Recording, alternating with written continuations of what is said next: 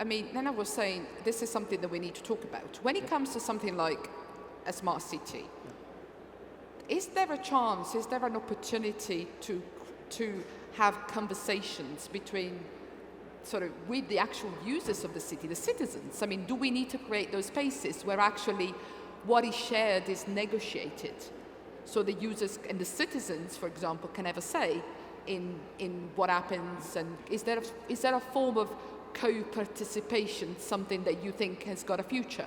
Yeah, I do. I think there's multiple layers to this, and I think what we're contemplating at NEOM should be highlighted, right? I think there's multiple layers to this in the sense that we start with a strong backing from a data protection agency, right? That's built in there. That has a strong personal rights, and then from there you have obviously oversight, and it's applied to the private sector and the public sector.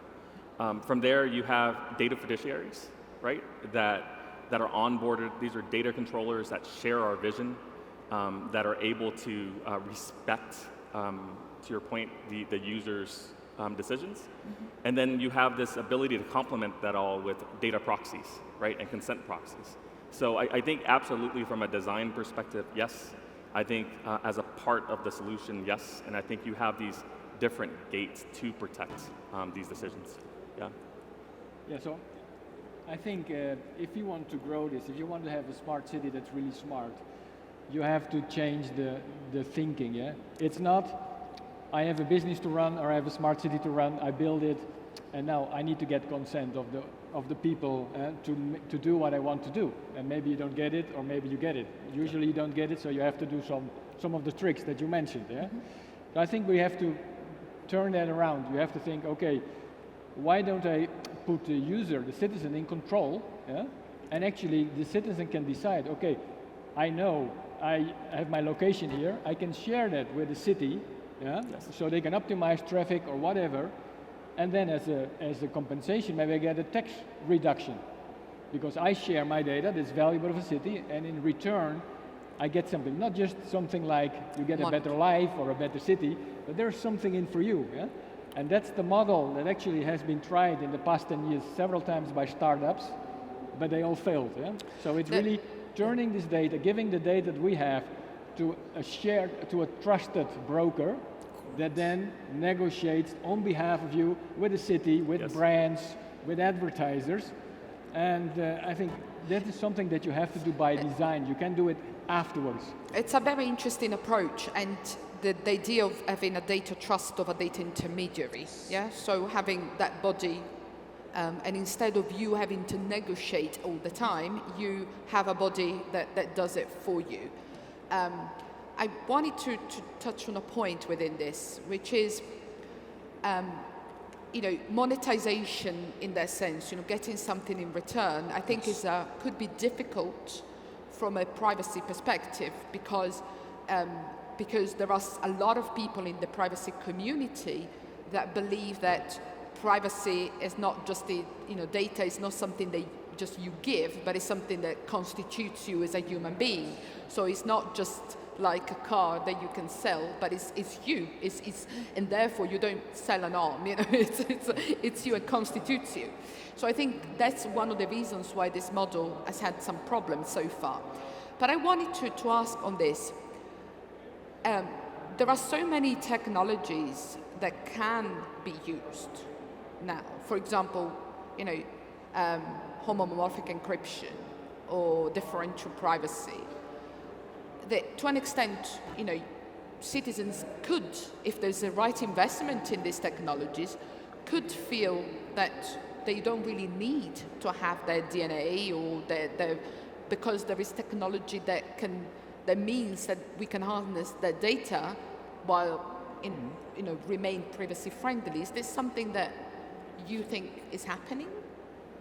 Well, I think it's happening. It is technically possible. I mean, all those technologies are available and companies can use them. But I think they only use them if they are beneficial for themselves. They don't use it at large scale if it doesn't benefit themselves. I mean, it's a logical way of reasoning.